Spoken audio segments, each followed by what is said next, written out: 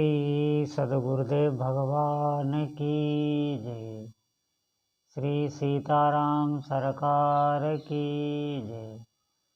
श्री राधा रमण लाल की जय। श्री गौरी शंकर महादेव की जय। सभी दर्शकों और भक्तों को कोटि कोटि प्रणाम। सबको प्रेम भरा जय जय श्री राधे। सभी दर्शकों और भक्तों से प्रार्थना है, निवेदन है, आज का सत्संग बहुत महत्वपूर्ण है, बहुत ध्यान से सुने। निश्चित मानिए ऐसा कोई भी जीव नहीं जो यहाँ सुख या दुख भोगने न आया हो। ये जो हम भूले रहते हैं, हमारे ऊपर एक नशा सा रहता है इस जीवन का, इस शरीर का।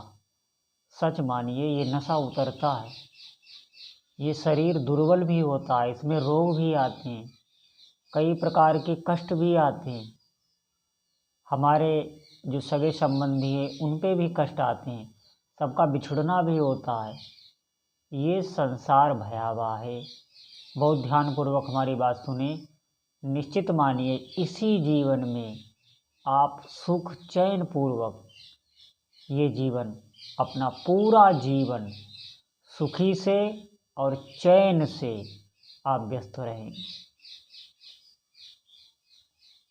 इसी जीवन में सच मानिए आप अद्भुत आनंद का अनुभव करेंगे, अपूर्व शांति का अनुभव करेंगे। इसी जीवन में जो अभी आपको ऐसा लग रहा है ये सब असंभव है, हमारे जीवन में तो सुख ही नहीं। मैंने बहुत लोगों को ऐसा नकारात्मक सोच सी बन गई, जीवन में कोई आशा ही उनको नहीं नज़र आ रही। वो सोच रहे हैं हमारा जीवन ऐसा ही है, हमें सुख नहीं मिलेगा, हमारे नसीब में ये कहाँ। निश्चित मानिए ऐसा नहीं है। भगवान ने हमको ऐसा कुछ भी नहीं है जो प्राप्त करने की शक्ति ना दी हो। सच मानिए जो बड़े बड़े महापुरुष करके गए हैं वही शक्ति आपके भी अंदर है। लेकिन हम क्या है, हमारे ऊपर जो ये परत चढ़ी रहती विषयों की, विषय भोगने की, ये हमें दुर्बल बना देती है। सच मानिए दुर्बल बना देती है। निश्चित आप अध्यात्म का सहारा लें, भजन का सहारा लें, सत्संग का सहारा लें। अरे जागृत होइए, आपको ही जागृत होना है, किसी और को नहीं। अपूर्व शक्ति है, अपूर्व। सच मानिए हम अंश ही हैं, हम और कोई नहीं। प्रभु ने पूरी शक्ति देकर यहाँ पर भेजा है। माँ बाप जब अपने बेटे को बाहर कहीं भेजते हैं तो कुछ देकर भेजते हैं, इसी प्रकार भगवान ने हमें पूरी शक्ति देकर भेजा है। सच मानिए जो बुद्धि और विवेक मनुष्य में है वो पशुओं में नहीं। शारीरिक बल तो उनमें बहुत होता है, लेकिन जो हमें बल मिला है ये चेतना का, ये बल उनमें नहीं है। हमारी चेतना का विकास है पहले से ही, जन्म से ही होता है। आप देखना जड़ जो प्रकृति हैं, स्थूल प्रकृति हैं, उनमें चेतना का विकास नहीं होता। फिर उससे ज़्यादा होता है पेड़ पौधों में, फिर उससे ज़्यादा कीट पतंगों में, फिर धीरे धीरे पशु, फिर धीरे धीरे और ज़्यादा, फिर यहाँ तक कि आ गया इन सब में बंदर की ज़्यादा होती है चेतना, और फिर बंदर के बाद मनुष्य। ऐसा ये क्रम है। तो आप समझिए मनुष्य की चेतना का ज़्यादा विकास हुआ है और इसीलिए मनुष्य जन्म का महत्व है। सच मानिए भगवान ने जो क्षमता उनके अंदर है वो कुछ भी उन्होंने बाकी नहीं रखा हमें देने में, सब कुछ तो उन्होंने दे दिया। बस बात ये है कि हम उसको भोगों में ना गवाएं, हम उसे भक्ति में गवाएं। जो शक्ति में मिली है हम हर्ष उल्लास से, उत्साह से भोगते हैं, भोगों में खर्च करते हैं। वही शक्ति अगर आप भजन में लगाने लगे ना तो वही शक्ति वापस होके आपको कई गुना मिलती है। जैसे आप कभी देखना, आपका अगर थोड़ा सा भी ध्यान ठीक से लग जाए, थोड़ा सा भी अगर आपका भजन हो जाए ठीक से, या थोड़ा सा भी आप एकाग्रचित हो जाएं, तो देखना उसके बाद एकदम अंदर एक उमंगन, एक उल्लास आता है और उसमें हम क्या करते हैं, बहिर्मुख हो जाते हैं। हम विषय भोगों की तरफ भागते हैं, किसी भी संसारिक क्रिया में, किसी संसारिक बातों में ही हम रुचि लेने लगते हैं, उस उल्लास को हम वहाँ पर नष्ट कर देते हैं। सच मानिए, भजन से जो अंदर आनंद आता है, जो उल्लास आता है, उसको भजन में ही आपको लगाना है। ये बात आपको कोई नहीं बताएगा। जो भी आपके अंदर उमंग आ रही है, आप किसी को ना बताएं। हम लोग बता भी बहुत जल्दी देते हैं। कोई भी अनुभव दिव्य हुआ कि उसे अब हम रख नहीं सकते। सबसे बड़ी बात तो ये है, भजन करना कठिन है, और करके भी पचाना कठिन है, और पचा भी ले गए तो उसको बचाना कठिन है। इसका मतलब ये है कि दिव्य अनुभूत हुई, हम इधर उधर कहने लगते हैं। नहीं, उस अनुभूत के बल पर और भजन कीजिए। अब आपको कुछ सूझने लगा है, कुछ दिखाई देने लगा है, आपको कोई दिव्य अनुभव हुआ, आपके इष्ट देव ने आपको कोई भी दिव्य अनुभव दिया है, तो आप उसे छिपा ले जाएं। इससे क्या होगा, उस अनुभूत पर आप और भजन करिए। जो भी हमें भक्ति में उल्लास मिलता है, जो भी आनंद की अनुभूति होती है, उसे विषयों में ना खर्च करें। देखना, उस समय मन एकदम बिल्कुल स्वतंत्र हो जाता है, वो विषयों की तरफ भागता है। नहीं, वही आप शक्ति भजन में फिर लगा दें। बहुत सामर्थ्य होती है मनुष्य में, ऐसा ना समझें। देखिए, काम, क्रोध, लोभ, ये जब हम पर सवार होते तो हमारे अंदर कहाँ से इतनी सामर्थ्य आ जाती, इसी शरीर में आ जाती। और यही सामर्थ्य जब हम भजन में लगाते हैं तो मन हमारा एकदम उकताने लगता है, भार सा लगता है, निराशा आने लगती है, कुछ हो नहीं रहा है, पता नहीं भजन सही हो रहा है कि नहीं। बहुत प्रकार ये मन ही दिक्कतें खड़ी करता है, जितनी भी हैं। सच मानिए, ऐसा कुछ नहीं होता। आप लगे रहें थोड़े दिन, वो आपके अशुभ नष्ट कर रहा है। हम इस बात को समझ नहीं पा रहे। हम भजन की शक्ति नहीं जानते, और भजन की शक्ति कोई कह भी नहीं सकता। एक बात ये भी समझ लें, भजन की शक्ति कोई कह नहीं सकता। कितना बड़ा भी वो ज्ञानी हो, वो उतना ही कह पाएगा। जैसे जल बहुत लंबा जल मार्ग है, समुद्र है, कोई बड़ा जलाशय है, उसकी गहराई वही बता पाएगा जो जितना उसके अंदर गया है। ऐसे ही भजन मार्ग है, इसमें जो जिसने भजन किया है, जिसकी जितनी अनुभूति, वो उतना ही बता पाएगा। इसकी शक्ति का कोई अंत नहीं। सच मानिए, कोई अंत नहीं। हम आपको एक उदाहरण दे रहे हैं। आप अपने घर में ही किसी एक जगह पर बैठ के थोड़ी देर भजन करना, रोज नियम से, तो देखना आपको वहीं अच्छा लगने लगा। जो भी आएगा वो वहाँ पर प्रसन्न हो जाएगा।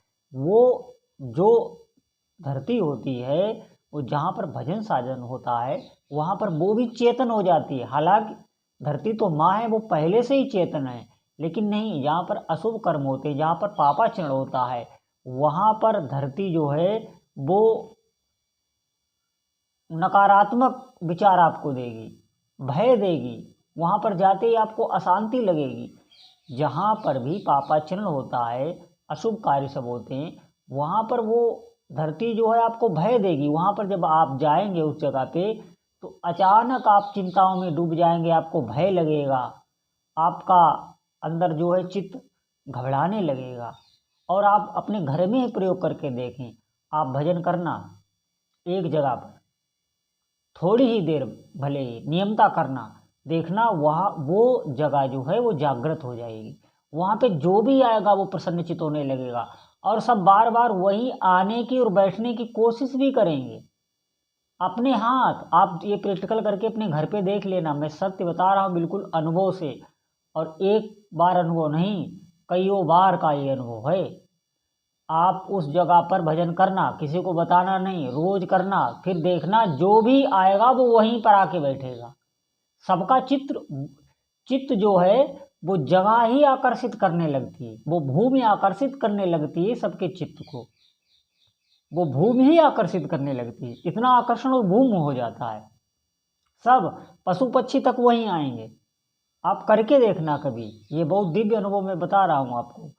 इतनी शक्ति है भजन में। और जब हम इस जीव से बराबर उसका नाम रटन करेंगे, बराबर इस जीव से हम जप कर रहे हैं, तो ये जब अंदर जाएगा, जैसे हम भोजन करते हैं, पहले मुख से हम चबाते हैं, तो वो जब अंदर जाता है तो हमें तृप्ति मिलती है।